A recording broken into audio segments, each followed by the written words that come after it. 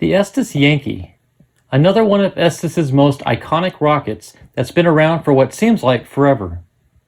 Although the building of it is about the same as any other 18mm BT-20 design, its unique nose cone and fin design definitely sets it apart from the others. The Yankee made its debut in the Estes 1982 catalog. It sported a different and unique paint scheme than the modern version, which came out in 1993. The only structural difference between the original and the modern design is the introduction of a plastic nose cone. Although Estes did not officially recognize the plastic nose cone until 1994, it stands to reason that it probably was introduced in 1993 at the same time as the new color scheme. The modern Yankee utilizes adhesive back stickers, which may be easier for younger modelers. They are thicker and cannot be slid into position as easy as the original water slide decals did. In this build, I will be cloning an original designed Yankee along with a balsa nose cone and homemade water slide decals. So sit back, grab a snack, and enjoy the build. Hey everybody, welcome back to my channel and welcome to the next video build series on rockets. If you remember, the last build series we did was on two separate wizards. We did a modern and a retro style, the vintage classic look. This video series is going to be on the Yankee, made by Estes. But instead of doing one modern and one vintage, we're going to do two vintage rockets. I've already got a modern one here you can see on display. So why build two vintage? Well, I want to build one for display purposes to go alongside this one. I want to build a second one, which I've got here, to build as a flying model. And they're going to be built differently because this one's going to be made to fly. Although this one will be flyable, I wouldn't prefer flying it this way, the way it's going to be set up. We're going to implement some more modern technology internally, but we're going to keep the standard vintage look on it. But more on this one later. So what am I going to do with this first build? Well, again, this is going to be a display model, but I am going to build it up to be flyable. Not that I ever would, but if someone says, hey, can that thing fly? Well, actually, yeah, it can. We're just not going to. But what am I doing to make it vintage? Well, for example, one big thing is went with a balsa nose cone. The older rockets that Estes produced were all balsa nose cones until they got into blow molding and injection molding and all sorts of different plastic capabilities. They started doing plastic nose cones, which is what's on this one here. But you can see the shape is the same. Once we get this sealed and painted and primed and everything, you're never going to know the difference. Okay, the fins are going to be identical. We're going to paper them just like we did on the Wizard build. And these were papered here as well. Basically, that's it. I did take a stock piece of 18-inch BT-22, cut it to length. It comes out to exactly 8 3/4 inch, just what we need. We got our centering ring, our engine block. We've got our 1 1/4 inch launch lug, and we've got a rubber shock cord. Again, this is something that I'm going to put in this model because I'm never going to fly it. If I were to fly it, I'm going to go with Kevlar, which again, we'll deal with that on the next one. And I'm also going to be using the standard Estes shock cord mount, the paper mount, which I would not do in the flying version. One thing of note, decals. Where do you get decals of the vintage rockets? Well, I've been printing up my own decals. In fact, if you saw the last Wizard build, those were homemade. The problem with the Yankee is, and this goes for the modern one and the retro, is it's a blue body top with white decals on top. Well, how do you print white? So I just recently acquired a ghost white toner for my HP printer, and you can't see it probably on camera, but there's decals there. If you get the angle just right, you can see where it's printed the white decal on the clear back water slide paper. Well, how do you do that? Well, what you do is on your computer, you do your graphics in solid black. And then when you send the image to the printer to print, the printer thinks it's printing a black image, but you replace the black toner cartridge with the white toner cartridge. So the computer and the printer think it's doing black, when in reality it's actually putting down white toner. And now I did some testing, and Unfortunately, the white ink on the water slide decal paper is a little transparent. So on a test piece I laid one decal down. You could see a lot of blue through it. So I laid down a second one and it was darker. I laid down a third decal on top of that and it was very white. I could probably go 4 layers, but now we're building up a really thick decal that I don't want to go that thick. So what I'm going to do is I've got 3 sets of everything for this version, and we're going to triple the layer of decals. Water slide decal paper is very, very thin, so even with 3 layers built up, there's a very fine ridge. You can almost hardly tell that there's any decal there anyway. So, and if there is any ridge whatsoever, our clear coat should alleviate that when we get to that point. So again, that's what we're going to do for the decals. Entirely different process on the Flying Wizard. I'm actually going to go with a vinyl masking that I've got, and again, I'll talk more about that, but we're going to basically mask off the letters with a vinyl decal and then peel those later. Again, more later. One thing I want to point out to you, and it's always fun to learn little tips and tricks from people, and whenever I come up with something that I deem is worthy of sharing, I'll share it with you.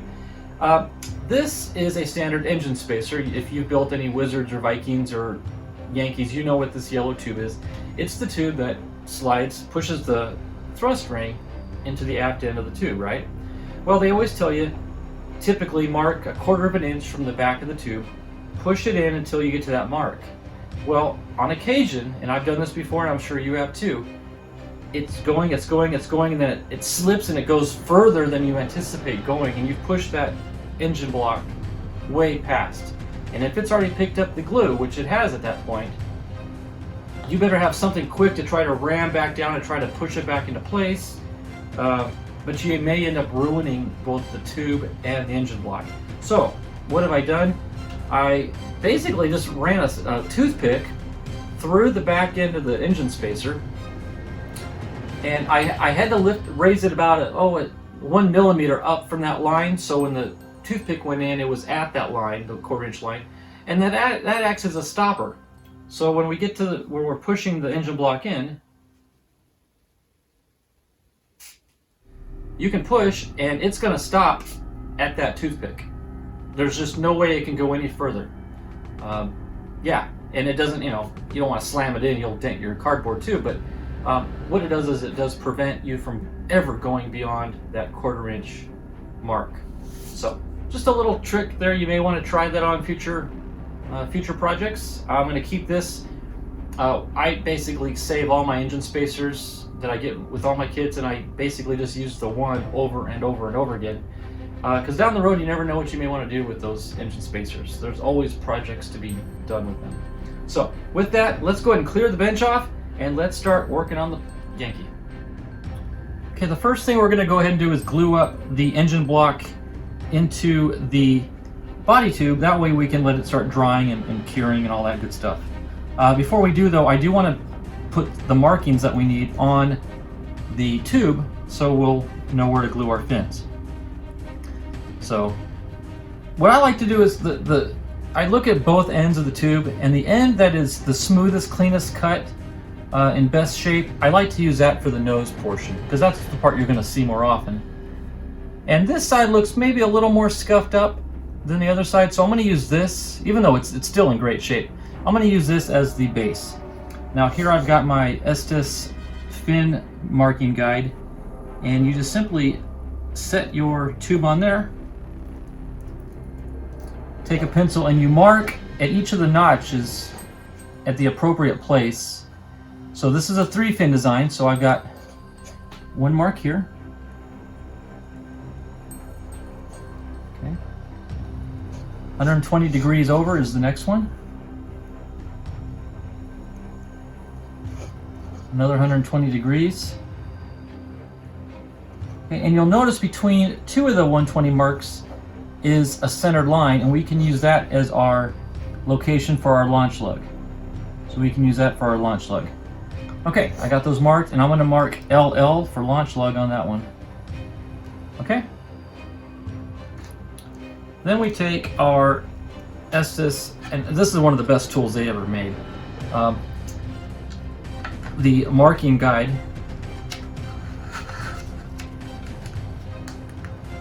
just set your tube up against that line and just draw your line.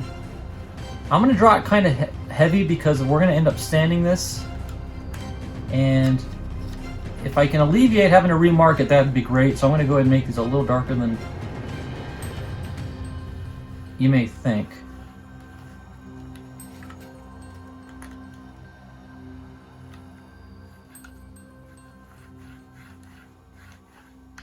Okay, and then don't forget your launch lug.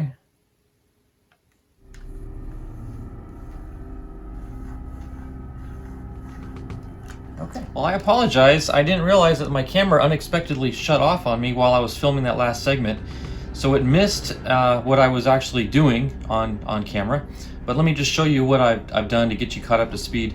You saw me mark the body tube up, and then that's when the camera died.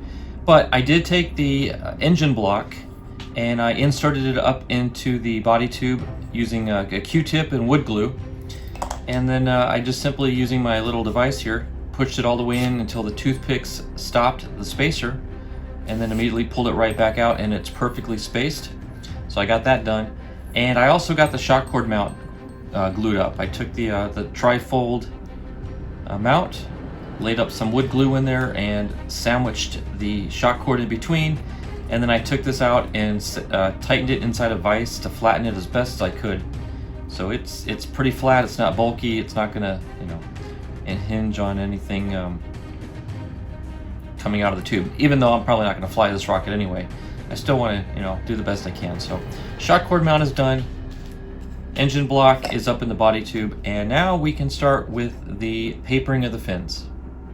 Okay, the next thing we're going to do is paper our fins, and it's the same process I did on the last series with the Wizard. Same process. I've got my pre-cut fins here, 3 of them ready to go. Don't round the leading or trailing edges yet. You can do that after you paper them, so just go and leave them all square. That'll make life a lot easier for now. I just simply take a regular piece of copy paper and I fold it in half, like so. And then I can use one fin as a template and just set it on the paper. And now I like to leave about a 1/16 of an inch overlap. That gives me something for the fillet to adhere to. So I'm gonna set that over the paper, take a pin, and just draw a very loose circle around it. Okay, then I'm gonna slide it over, do it again,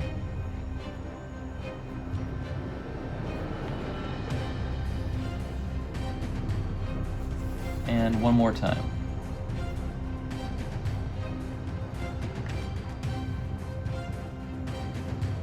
Okay.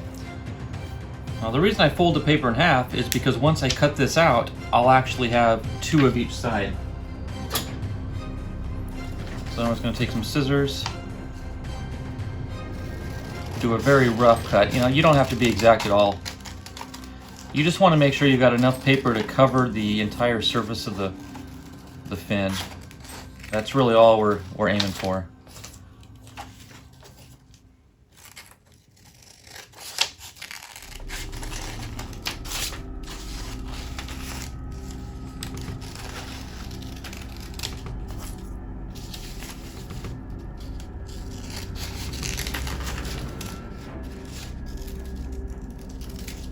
There we go. So now we've got 6 papers ready to go. And I'm going to do the first one on camera, and I'll do the remainder off camera for sake of time because it's the same process. But then I'd like to take a little straight edge and a pencil and just eyeball it. You don't have to be, you know, too exact. And just draw a line about a 1/16 of an inch off the root on both sides. That gives me a reference point for where to take the glue up to. There, just like that. And I'll do the other 2, like I said, off camera. But let me go ahead and grab some wood glue and a popsicle stick. That's the key, is once you get the glue on, you want to get the wood or the glue off, like as much of it as you can. You don't want it built up, you don't want it pulling, you don't want it bulky. And also have some weights ready to go. I've got, well, right here I've got 2 pieces of 1/4-inch plywood and a very heavy can of ammo, and I use that as my press to weigh down the paper on the fins. You can use 2 heavy books, you can use a vise, you can use whatever you have. I just happen to have these available right here, so that's what I'm using. But anything with weight that can sandwich it flat. You want 2 smooth, flat surfaces, and that's what the plywood provides me. So let's go ahead and lay down some wood glue here.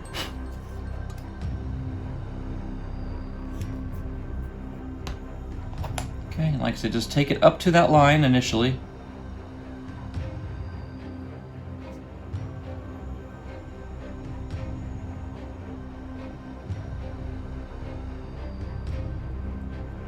Okay, and then just spread the remainder out toward the other direction.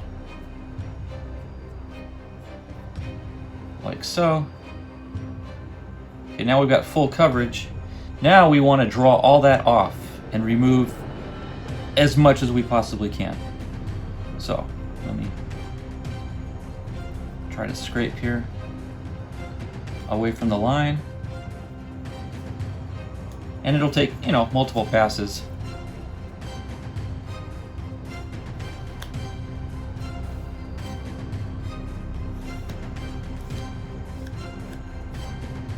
There we go. All that's left is a little bit of a gloss. Okay, then you lay that down. Take one of your pieces of paper and run the straight edge of the paper right up against that line that you drew. Okay. Press down just enough for it to catch. Verify you got full coverage. And at that point, I'm going to lay it. I'm sorry, this is not on camera, but you get the point.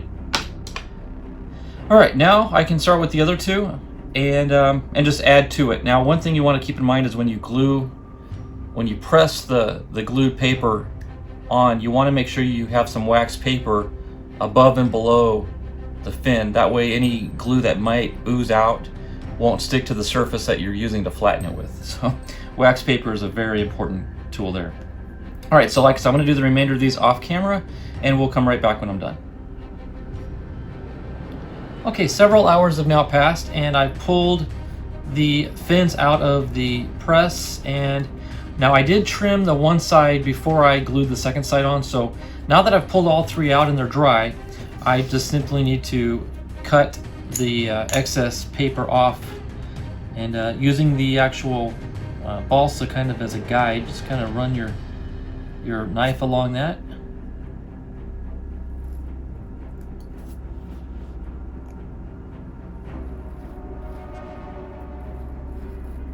Just like so, and there you have it.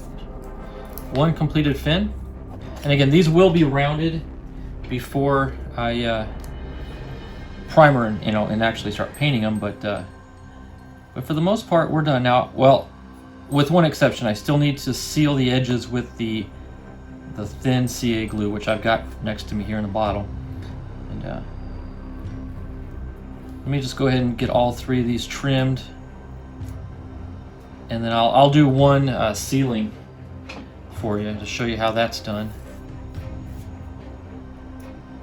But yeah, papering fins is it's a new thing for me. At first I was a little timid about it, and the first results were not coming out too well. But it's like anything, just the more you do it, the easier it gets, and the more comfortable you'll get with it. And before you know it, you're cranking them out without really too much thought. Now, one thing to keep in mind when you do glue the edges, you want to do 4 edges. I'm sorry, you want to do 3, not 4. You want to leave the root edge alone, because that needs to stay open and porous for good adhesion to the body tube. So I'm just going to run the CA around the other 3 edges. And again, pretty straightforward process. Just kind of get it running.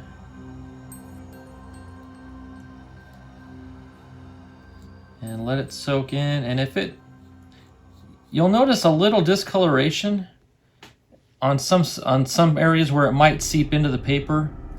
And at first you're like, uh-oh, because it doesn't look good, but you're going to paint over that anyway, and all it's really doing is proving that you got good saturation and a good bond. So don't worry if you see any discoloration in the paper after doing the edge sealing. So there it is. That's one side done. Just be very careful. You pinch the centers and you don't get glue on your fingers, because that'll absolutely destroy the paper. So yeah, just set this over aside, let it dry, and I'll do these other two off camera for the sake of time. But the other thing I want to do while we can is get the nose cone sealed. I want to get that drying so then we can start primering, or sanding and primering it for paint. Before I seal it though, I do want to insert the screw eye, and what I like to do is, you could try to draw an X and then find the center point, but on something this small you could pretty much eyeball the center point and just kind of get it started, screw it in. Now the balsa is very soft, and it'll allow the screw to pull out rather easily. So after you get it threaded,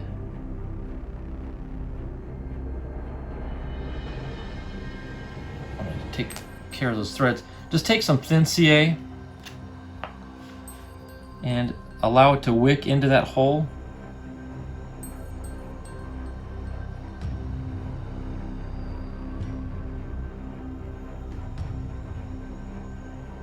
That'll just allow it to harden up a little bit.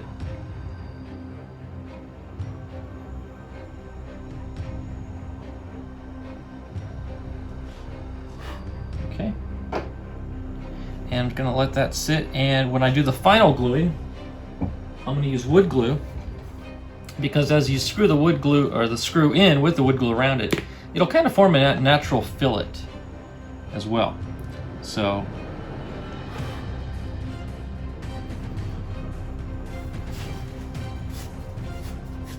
that's dry enough. Okay, so what I'm going to do is take the wood glue and now put it over the hole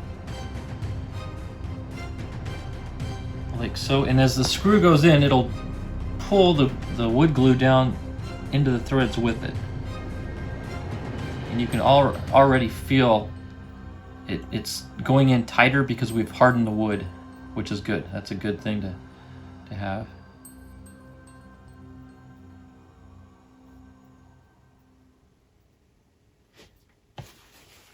A little bit too much wood glue. Let me take a little bit off.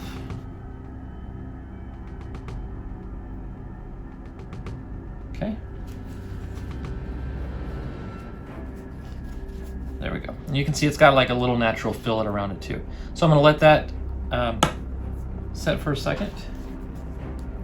And then I want to talk about this sealant a little more as well.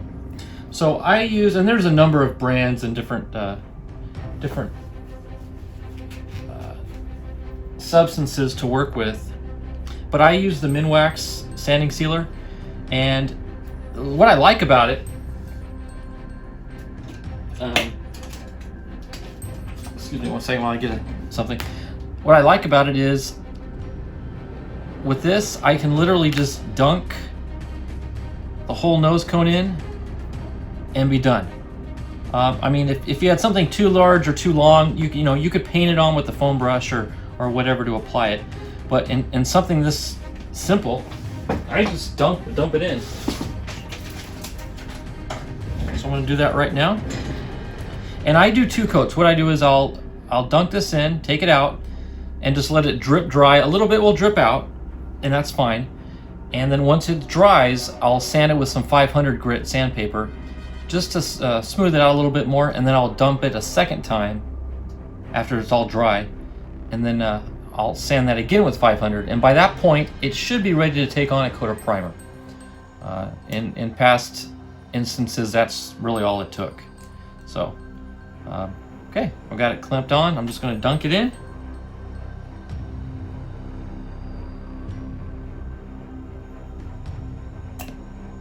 There we go. And again, you just want to let it drip as much off because you don't want any of that to harden. Let me grab a paper towel. And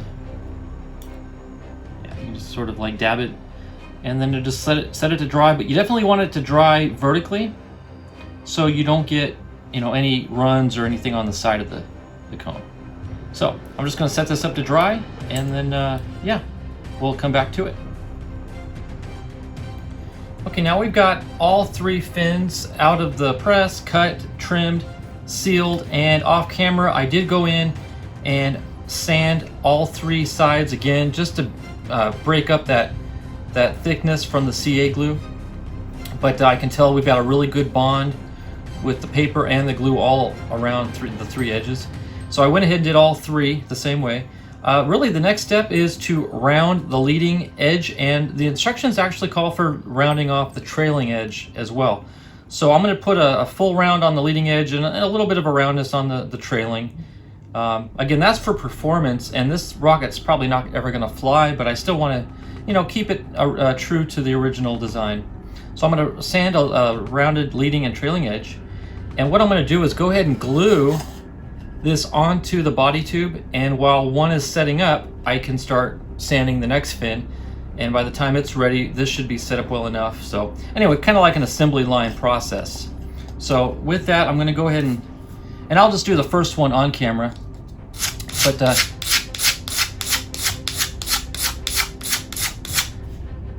just kind of hit the fin at a 45-degree angle as you're kind of rolling the paper over it.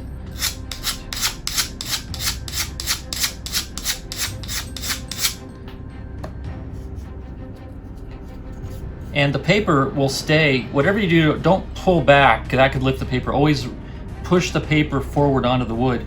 But yeah, you should be able to round the balsa without affecting the paper.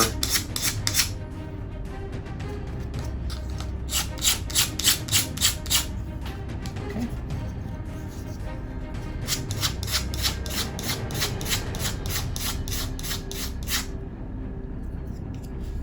And keep in mind, it's going to be a little tougher because you are battling the CA glue as well. And CA glue is very hard and not the easiest material to sand. So if you feel like, man, this balsa is really not sanding well, it's because it's got the CA glue on it. But you just want to kind of break up that squareness that it naturally has. So okay. That's good. Get a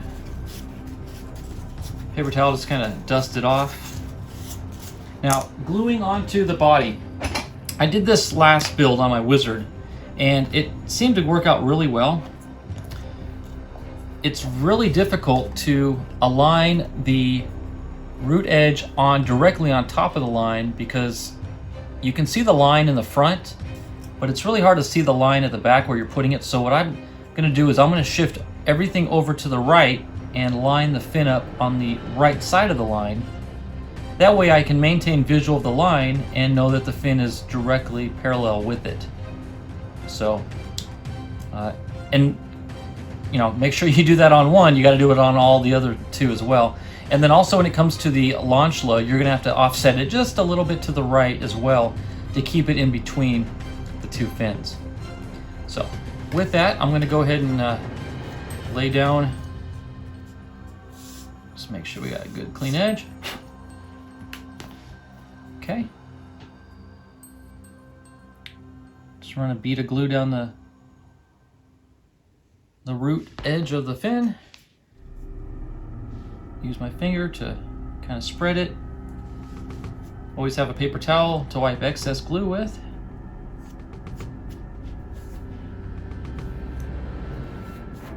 Okay. And remember the trick, when you lay the fin down, position it and then lift it off right away and then let it dry to a tackiness. So I'm going to set this up against the line, set it down, and lift it off. And we're going to let that sit for about 30 seconds to a minute. And one other thing I did off camera, I forgot to mention, is I did go over and buff the whole bottom end of the tube with some sandpaper, just to scuff it up, not enough to go through the pencil mark, but just enough to remove that sheen off the, that waxy sheen that's on the cardboard. So we're getting more direct adhesion to the cardboard, which will make it stronger. I did not have to remark the fins. I didn't, and if you remember when I marked the fins, I marked them pretty hard so I wouldn't have to remark them, and that seemed to work out well. The line's still pretty visible. So, and remember too, by letting it tack up, when I put the fin back on, it'll hold itself in position without me having to hold it the whole time. So it's been a decent amount of time now, so I'm going to go ahead and lay it down.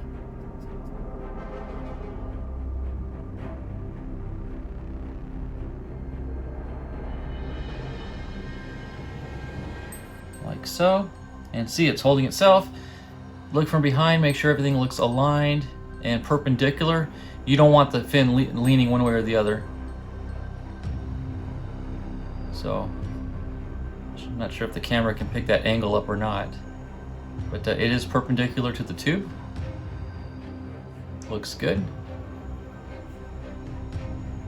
Okay, so I'm going to let that sit and harden a little bit more, and while that hardens, I'm going to do the same to the next fin and then eventually get to the third fin as well.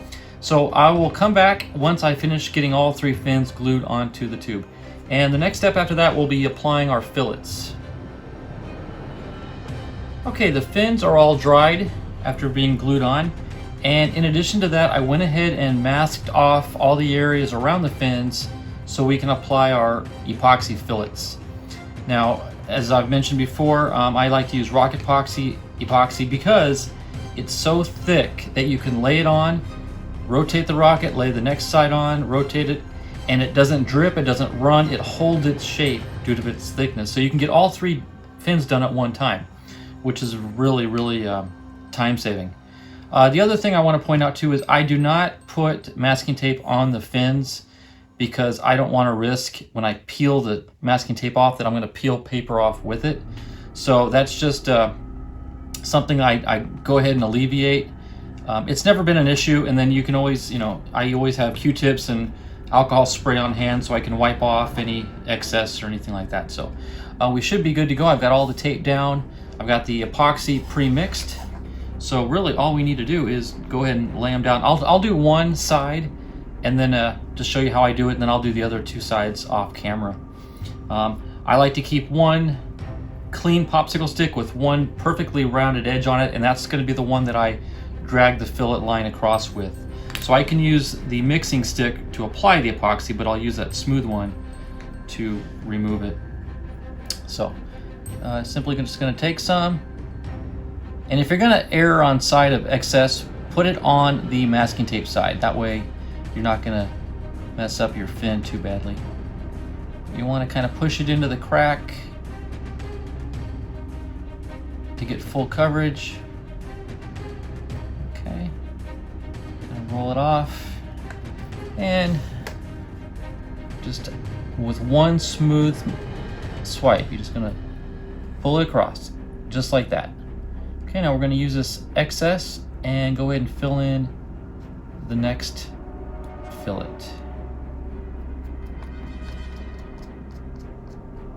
So you can see there's a little bit of excess on the fin, but that will be cleaned up when I hit it with the epoxy, the Q-tip and the alcohol. Okay.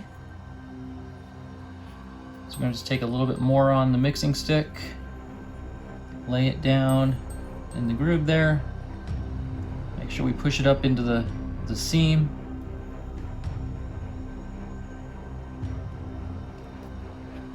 Okay. Take the smooth stick, and again, starting one side, just one smooth motion, just pull across. There we go. You don't want to stop halfway because then you'll leave a little ridge line and indentation. So that's why you just want to keep it moving the whole time. So there you have it. I'm going to go ahead and do the other 2 sides off camera, and we'll come back when we're all done. I will go ahead and peel off the tape when I'm done because I don't want it to set with the epoxy hardened. But yeah, we'll come back when we're all done with the fillets. Okay, just to give you a quick update on things before we start primering and painting, is one thing I did off camera was I did glue on the launch lug, and I didn't show it on camera just because you probably already know how to do it, and it was no different than how I applied the fins. In fact, I went ahead and applied the fillets as well. One thing to note though, because I offset the fins to the side of the line, I needed to offset the launch lug a little bit off as well. So you look at the line and it's like, well, the launch lug's not right on it. That's correct, but it is directly centered between these two fins. So I was cognizant of that. So it's straight, it's solid, the fins came out nice and smooth. It is ready for its base coat of primer. The nose cone is also sanded down smooth with 500 grit, and like I said, I'm going to spray these both down with some primer. Probably have to go over the spiral lines and fill them in with some filler later. But at least with the primer, that'll give us an idea of where we stand on dings and dents and any things we need to fill in with putty or anything. So yeah, next time you see this, it's going to have a coat of primer on it, but I anticipate it's going to look pretty good, although I can feel the grooves pretty good in the spirals, so I suspect that will be an issue. But like I said, once we get it primered, we'll get all that filled in and taken care of. So yeah, so I'm going to head out to the spray booth and get this primered up, and I will check back in with you. Okay, I've got the first coat of primer on both the body tube and the nose cone. The nose cone didn't fill in quite as well as I would have liked it to.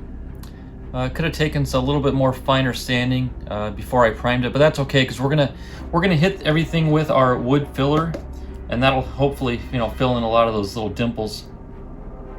We'll take care of that here in a minute. But what I want to show you is the technique that I use, and I know there's 100 different ways of doing it, and but what I've been doing lately is taking some wood filler and mixing it up with a little bit of water, which will really thin it up so we can use it and basically paint it onto the tube. So what I do is I just take a scoop of it and then put into a plastic cup. Let me move this out of the way for now. Like so, and then just take, it doesn't take much water, just a few drops of water.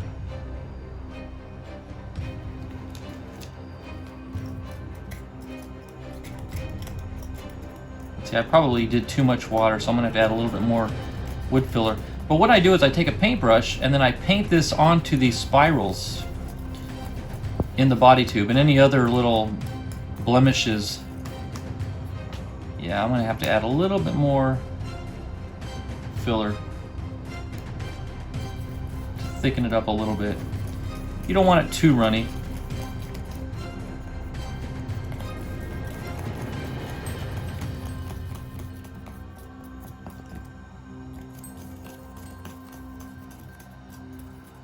But hopefully what the goal is to allow the water to help seep the filler into the grooves, and then when the water evaporates out, you'll have the wood filler left in the groove. Okay, that's good enough. Okay. And I won't do the whole thing on camera, I'll just kind of start it and show you the process. But you take your tube, and I usually start, on one end, and basically you just paint the filler on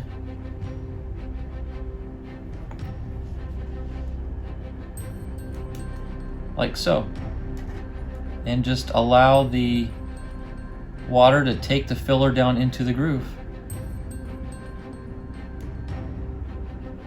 Okay, I'm going to do the remainder of that off camera. And I want to show you, I'm going to basically paint the whole nose cone though, because it's pretty littered with little, I don't know, pock marks and little blemishes, because it wasn't very well sanded, and I take the hit on that. I should have done a better job of sanding it prior to the primer.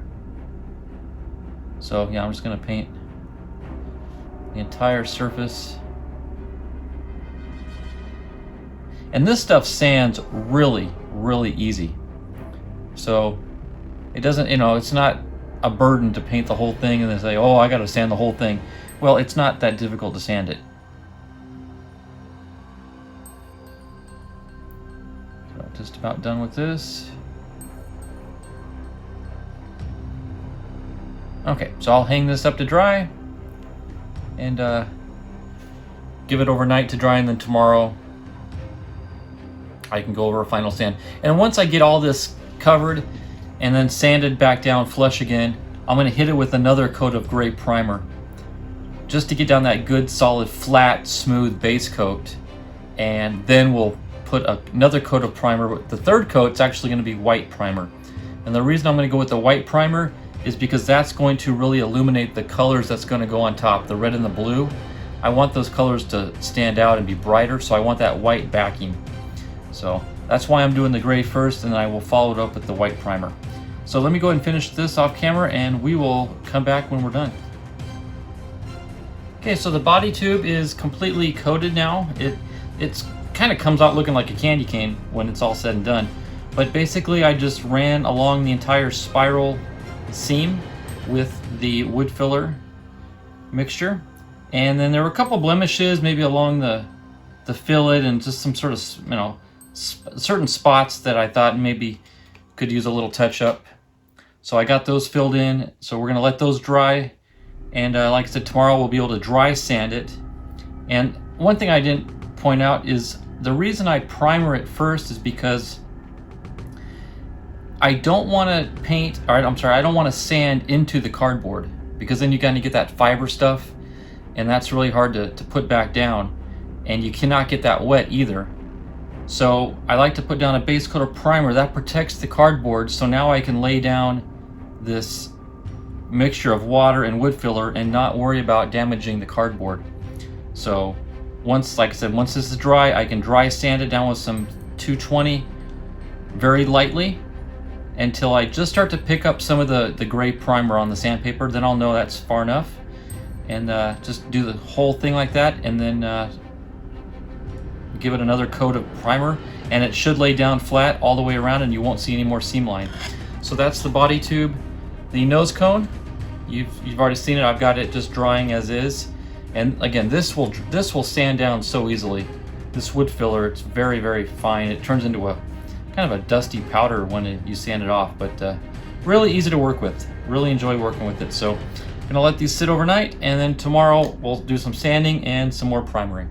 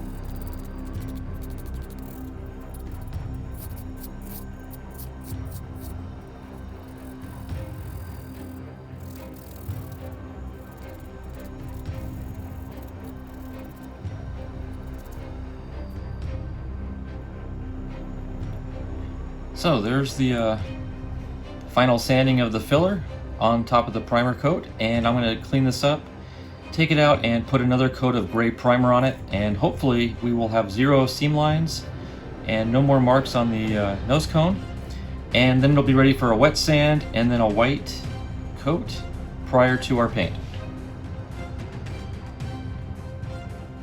Okay, the primer is all complete on both the body tube and on the nose cone, and everything is smooth as glass, so it's ready to lay down the paint now.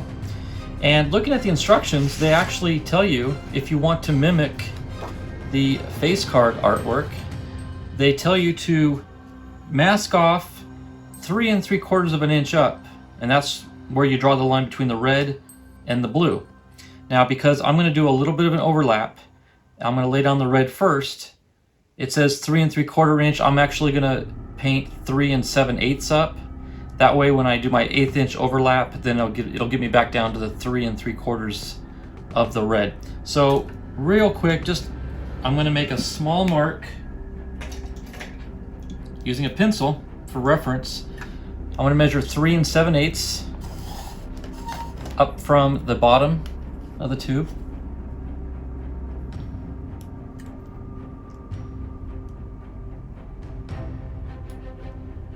Right there. I'm going to take some masking tape. And actually, before I do that, I'm going to take a Post-it note, and I'm going to wrap it around the tube.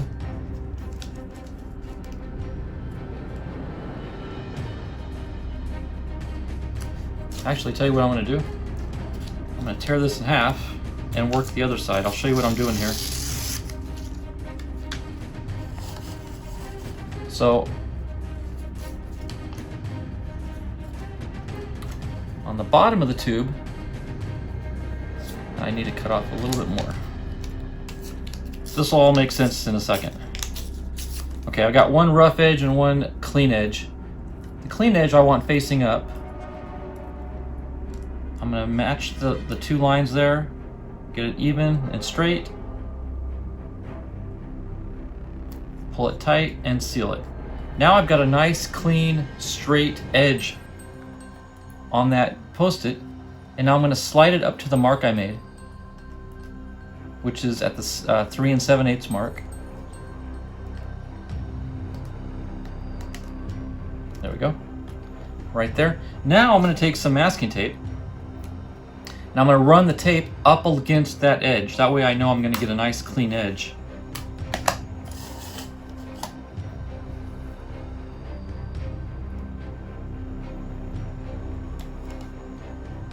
Kind of follow the tape around.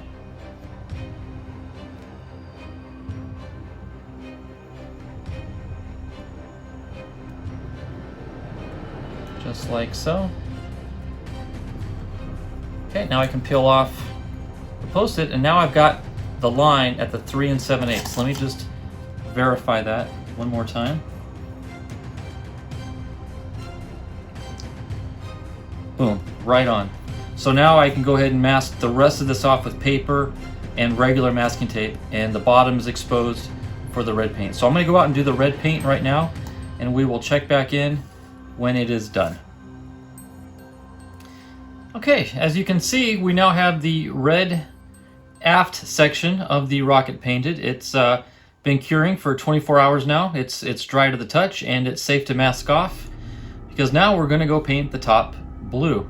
And one thing I failed to mention in the last segment that I showed it, I had shown you after I sanded the wood filler off the spirals, after I cleaned all the dust off and residue, I re-sprayed it with gray primer again, just to seal in, you know, around where I filled in the spirals. Then I hit it with white primer. And once I got the white primer on it, then I wet sanded it and got it smooth. I hit it with 500 and then up to 1,000 grit. And that's what you see here on the top portion is the 1,000 grit sanded white primer. And it was the same on the bottom, and the red came out like glass. So I expect the same results up top. So we're gonna mask that off right now. I'm gonna show you how I'm gonna do it.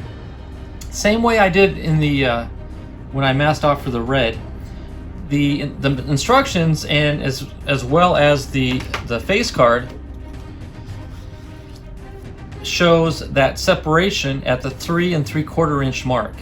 Now, if you remember, I marked this off at 3 7/8 because I wanted to give a 1/8 overlap.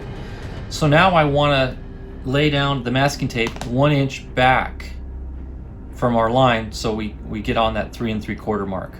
So let's go ahead and do that. Let me rotate this in a way I can measure it. Okay, and I'm going to use the same technique. I'm going to grab a little Post-it note because it makes a nice straight line as to where we want to put it. And now let me go ahead and wrap it on the white for now. You want to line it up the sides just perfectly.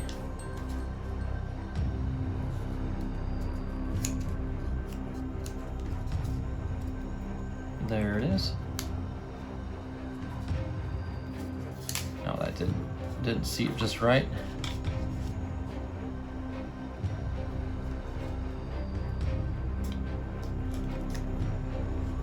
There we go. Okay. Now I want to measure 3 3/4 inch from the back, and that's where I want to stop the Post-it note, and then that's where I'm going to apply the tape down moving forward. So let's go ahead and measure that.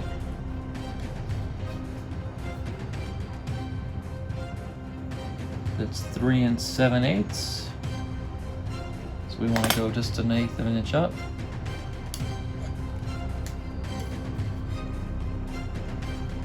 Let's see how we're there.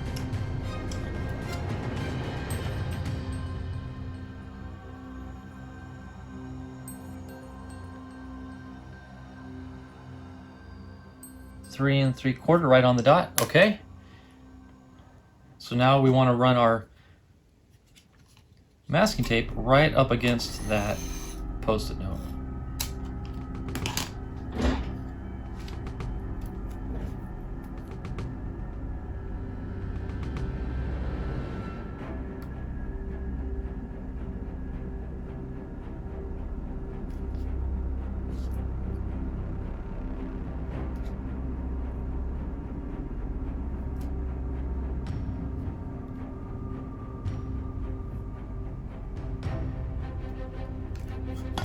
Oops, okay.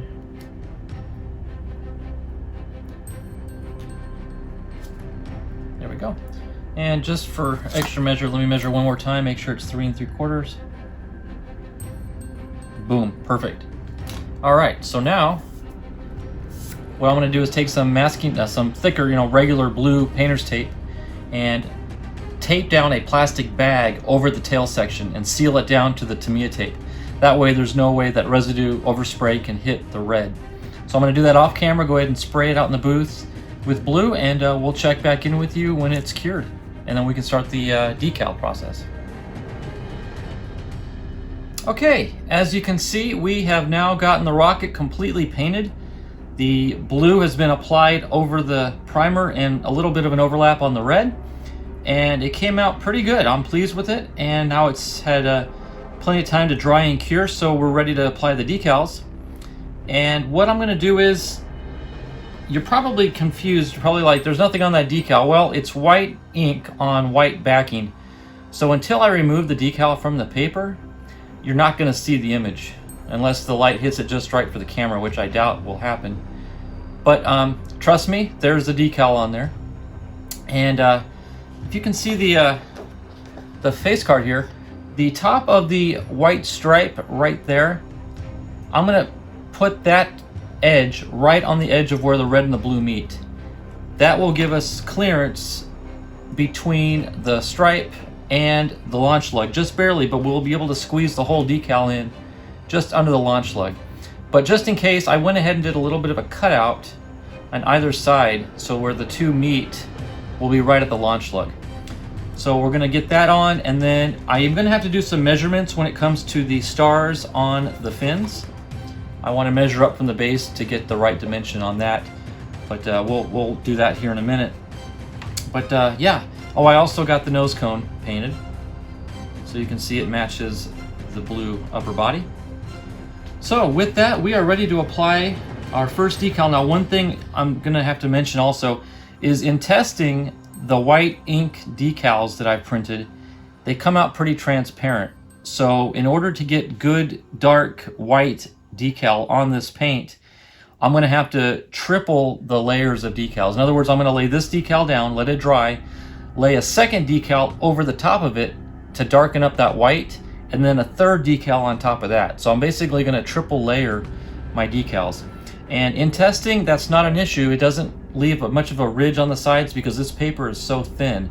So that's not gonna be an issue either. So just something to think about if you print your own white decals. Depending on how they come out, you may need to double or triple your coverage or your layers there. So, but we're ready to go. Let me go ahead and get that soaking in the paper. And like I said, we're just going to use that line right where the two colors meet as our point for the stripe. I'm also going to spray some water just where we're going to lay it down. That gives us the ability to move the decal around a little bit and position it in the right place. I've also got some paper towels ready to go, and also some Q-tips to roll the water and air out. Okay, looks like the decals are starting to lift already. So let me grab this. Okay. Now again, I'm going to start at the launch lug itself. So let me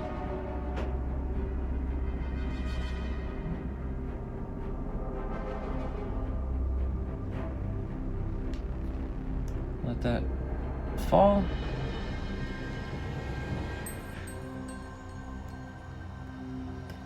Rotate it and kind of let gravity assist in laying down the decal. Now this side kind of curled under a little bit. Let me try to pull that out.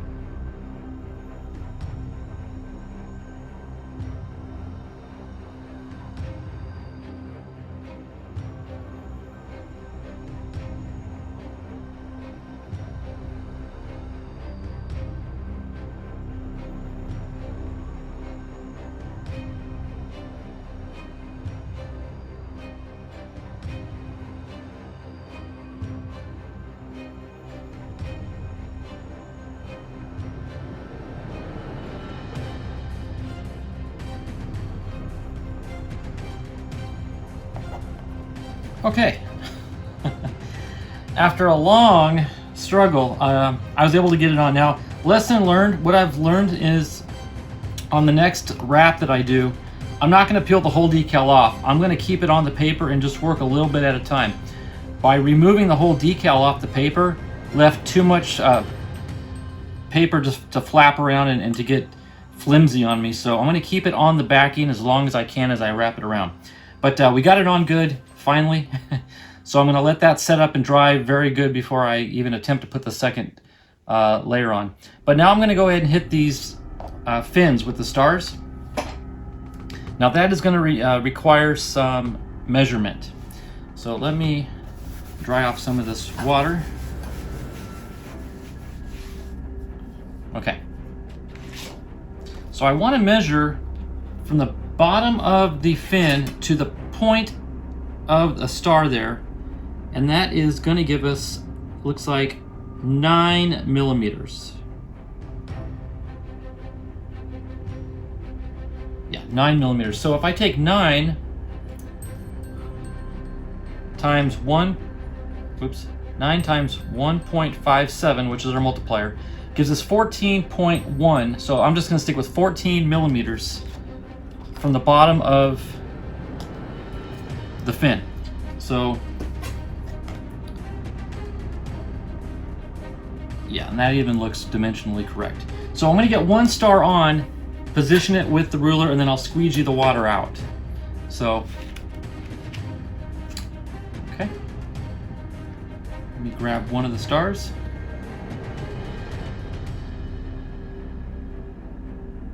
Let that soak.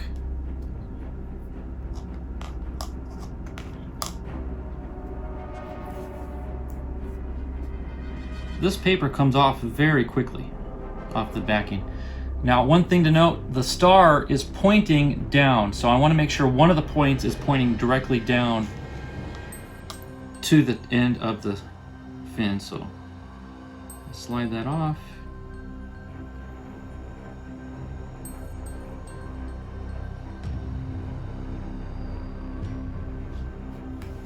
Okay, let me measure. Do I need to go up a little bit?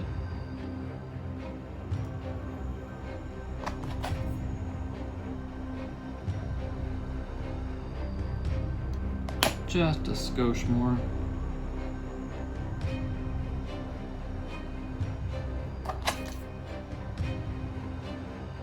There we go. Okay, so as you can see, the decaling is done, and I need to apologize for not having shown all of the decal work, and I feel like a little explanation is in order. As you saw earlier, I did struggle quite a bit with getting the striped and starred wrapped around the rocket, and I did learn a lot of lessons that hopefully I can share with you. You might have noticed I sped the sequence up, obviously, because a lot of time was spent getting the first wrap on. Wraps 2 and 3 went on a lot easier because I learned a little lesson. If you saw, I removed the entire backing from the decal and tried to let gravity work as I rotated the rocket. And what that did was it allowed the decal to curl up and kind of go wherever it wanted to go. In wraps 2 and 3, I kept the backing on as I slid it little by little. I slid it off, pressed it on, slid a little bit more off, put it on, all the way until I got all the way around. And what that did was it kept the corners from curling on me and kept things in better alignment. So, and same issue with the Yankee, and I know that wasn't filmed at all. That was, like I said, a lot of lessons learned and a lot of embarrassing moments, me trying to get these on. They came out good in the end. I'm very pleased with the final result, but it was a struggle. So hopefully the next project will be a lot easier now that I have a better idea of how to do it. But all the decals you see, the stars on the fins, the striping in the middle, and the Yankee decal, those are after 3 layers of decals, and they're nice and white now. They're pretty bright. Another thing I want to point out to you is in a couple places I did get some wrinkles, and that was just me, frustratingly trying to get overlaps centered and lined up properly, and I did get some wrinkles, but I did lay down a little bit of the microscale microsol, and I put that on last night after I finished the decals, and I let it sit overnight, and what it did was it softened up the wrinkles, and as it dried it flattened them out, so a lot of the wrinkles disappeared with the use of microsol. So any of you wondering if this is safe on Sunnyscopa paper and toner ink or toner cartridges from laser printers, this stuff is fine. It's safe. It seems to work well on the decal paper, so you can trust this. And like I said, it did lay down the wrinkles a little bit better in preparation for the clear coat, which is what we're gonna do today. We're now gonna get the clear coat on and pretty much call it a wrap on this project. The only other thing I still have to do yet is to mount the shock cord on the inside, but that'll come after the clear coat's dry. So let's go ahead and get going on that. Let me remove the nose cone, and let's get the nose cone done first, just because that's pretty simple and quick, and I kind of show you how I do things. So again, I'm using Future, well now it's called Pledge Revive It floor gloss. It's gone through a whole host of different names over the years, but it doesn't take much. I just pour a little bit in a cup, wipe off the threads a little bit so it doesn't stick when I put the cap back on. And then I just use a simple 1-inch foam brush to apply with. Pretty straightforward here. I'm just going to use a little handle here on a paintbrush to hold it, and simply going to dip a little bit and just brush it on.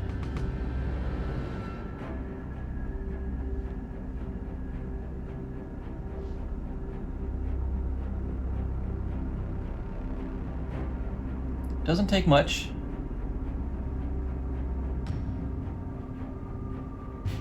Okay, and one thing to note too is when you set this to dry, let me put another coat on. When you set it to dry, you want to angle it vertically, either up or down. But if you angle it horizontally like this, you'll end up with a little pull and run up at the bottom, and that's not going to look good. So you want to do it symmetrically, and like I said, in a vertical fashion. So there we go. So I'm just going to let it sit in this configuration to dry. Just dab a little bit off the end. Actually, we're not getting too much run on, so that's pretty good. All right, so I'm going to set that aside for the time being, and now we're going to get to the rocket. Let me do a quick wipe down in case there's any dust or anything that has accumulated. We don't want to impregnate that into the clear coat permanently. So, okay, just wipe all that off. And what I have too is under my paper towel, I've got some waxed paper because I don't want any of the solution to make its way onto my workbench. So, all right. So here we go.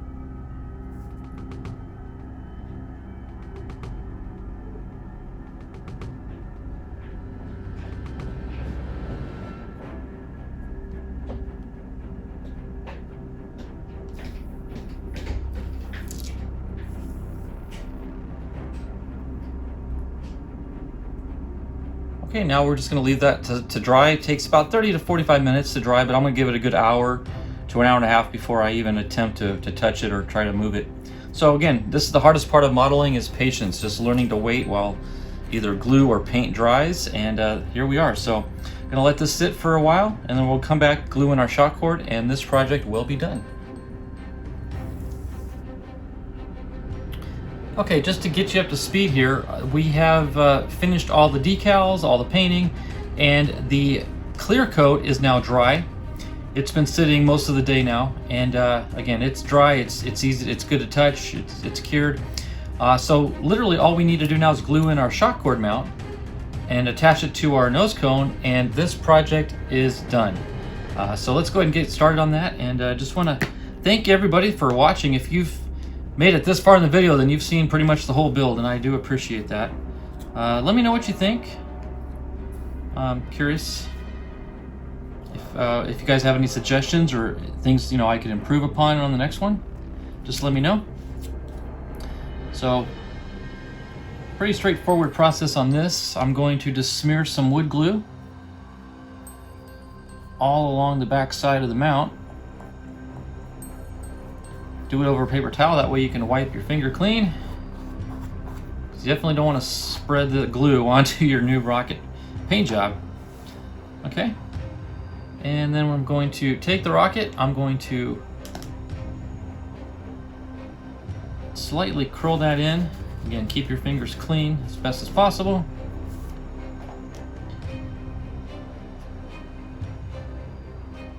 And you want to run this at least an inch to an inch and a half up into the tube, so you've got plenty of clearance for the shoulder of your nose cone.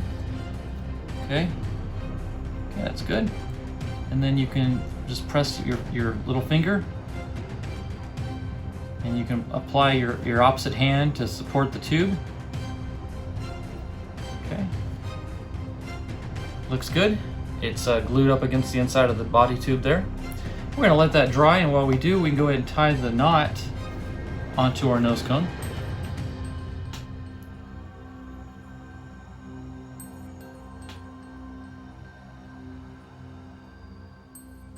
There we go, and I'll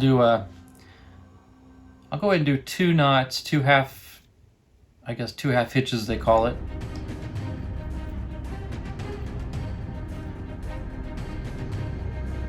And I like to run my knots in opposite directions. That kind of binds them to one another.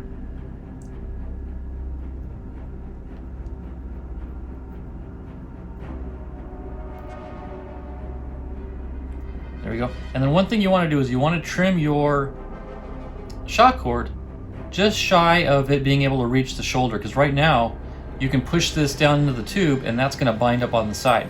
So you want to take some scissors and snip off down to maybe 1/8 of an inch or 1/4 of an inch.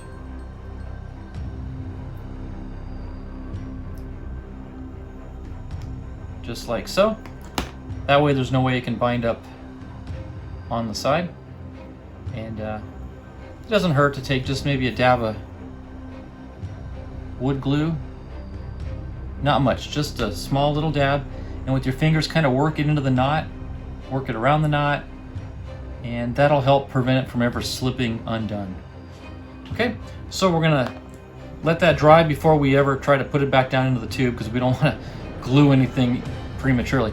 So I'm gonna let that sit for a while, and then we will come back for a final closeout.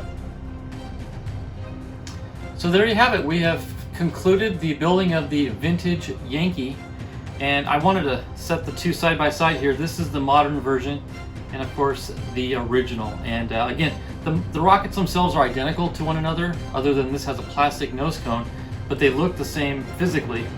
Obviously the different color scheme and decals are the biggest difference. But thanks again for watching. I hope you enjoyed the build and learned some things, and I know I did. I learned a lot of things, especially when it comes to decals.